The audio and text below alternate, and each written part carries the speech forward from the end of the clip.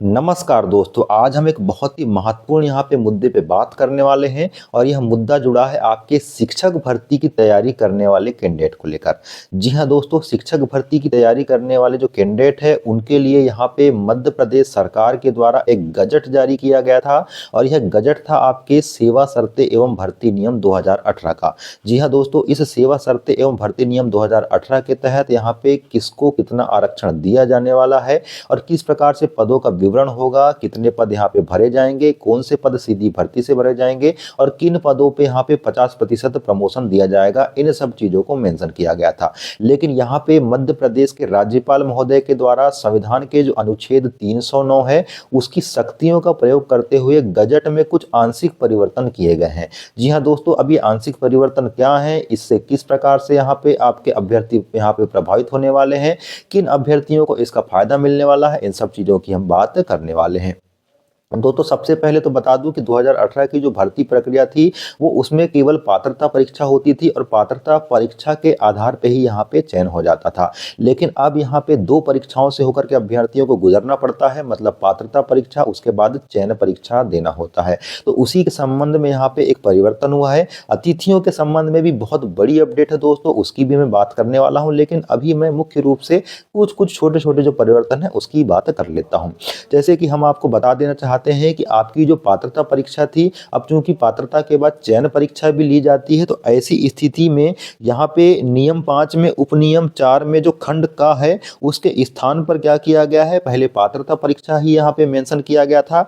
लेकिन अब यहाँ पे सीधी भर्ती के लिए शिक्षक पात्रता परीक्षा में अर्हता प्राप्त करने के पश्चात शिक्षक चयन परीक्षा द्वारा चयन, मतलब पात्रता परीक्षा के अलावा यहाँ पे जो शब्द जोड़ा गया है वो ये है कि पात्रता परीक्षा उत्तीर्ण करने वाले जो कैंडिडेट है उनके लिए शिक्षक चयन परीक्षा उत्तीर्ण करने के बाद चयन की यहाँ पे बात कही गई है। मतलब दो परीक्षाओं से अब गुजरना पड़ेगा, चाहे वो प्राथमिक शिक्षक हो, माध्यमिक शिक्षक हो या उच्च माध्यमिक शिक्षक हो। खेल कूद, गायन, नृत्य, वादन, इन पदों के लिए यहाँ पे आपकी चयन परीक्षा नहीं होगी, केवल पात्रता परीक्षा से इनका सिलेक्शन हो जाएगा। अब यहाँ पे दूसरी बात जो जोड़ी गई है दोस्तों बहुत ही महत्वपूर्ण है, मैं उसकी बात करूं लेकिन उसके पहले आपको और बता देता हूं कि मध्य प्रदेश की जो महिला है, महिला अभ्यर्थी है, उन महिला अभ्यर्थियों को रिक्त पदों के प्रत्येक संवर्ग के लिए, प्रत्येक प्रवर्ग के लिए 50% आरक्षण देने की बात की गई है।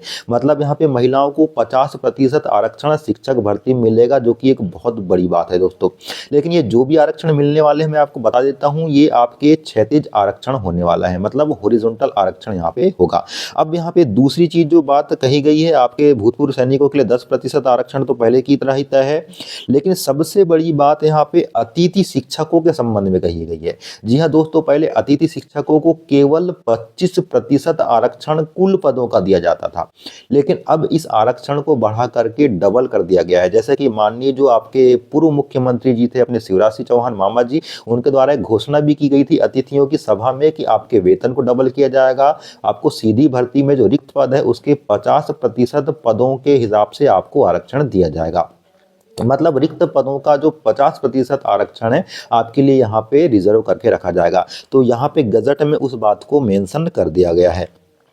मतलब ये है कि आपने अगर मध्य प्रदेश शासन के किसी भी स्कूल में कम से कम 3 सत्र और न्यूनतम उन 3 सत्रों में 200 दिन अध्यापन कार्य किया है, मतलब टीचिंग का काम कर लिया है, तो आपको अब यहाँ पे सीधी भर्ती में 25% नहीं बल्कि पूरे के पूरे यहाँ पे दुगना यानी कि 50% का आरक्षण दिया जाएगा, जो कि गजट में यहाँ पे संशोधन के रूप में बात कही गई है।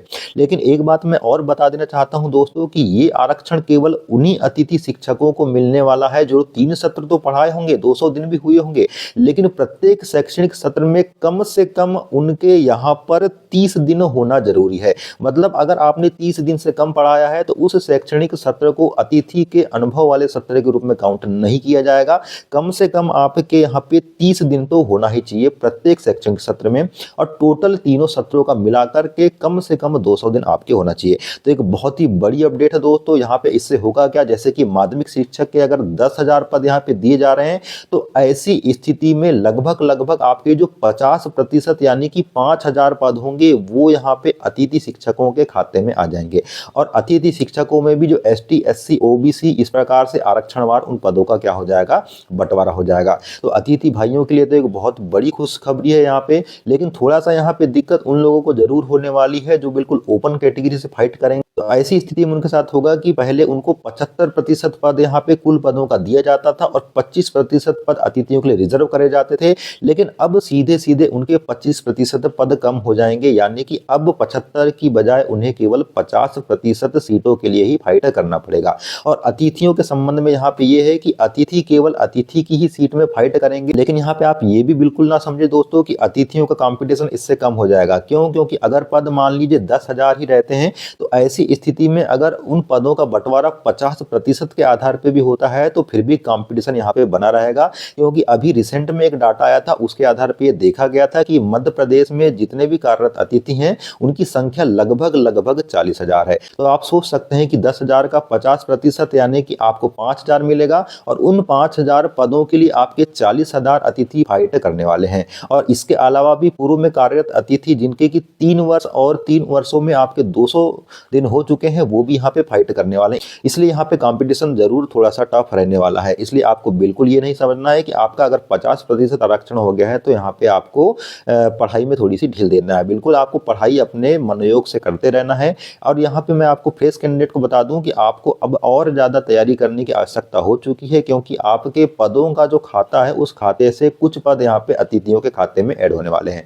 हालांकि दोस्तों जो भी अपडेट इसके संबंध में आगे हो सकती है मैं उस पर वीडियो जरूर बनाऊंगा, वीडियो जरूर लाऊंगा, लेकिन फिलहाल में मुझे यहाँ पे जो अपडेट देना था वो अतिथियों के संबंध में ही है, क्योंकि एक बहुत बड़ी अपडेट है जिसको कि माननीय मुख्यमंत्री जी की घोषणा से यथावत मान लिया गया है और गजट में इसको प्रकाशित भी कर दिया गया है। अब इसके अलावा जो भी योग्यता संबंधी चीजें हो सकती है, आयु में छूट संबंधी चीजें हो सकती है, वो तो लगभग यहाँ पे यथावत रखी गई है। अब यहाँ पे कितने पदों पे भर्ती होगी, क्या होगी, इसको लेकर के मैं एक सेपरेट वीडियो बनाने वाला हूँ। ये वीडियो मुख्य रूप से अतिथि शिक्षकों के आरक्षण के संबंध में था और महिला आरक्षण के संबंध में था। महिलाओं के लिए भी एक बहुत अच्छी बात है कि उनको यहाँ पे 50% पद मिलने वाले हैं।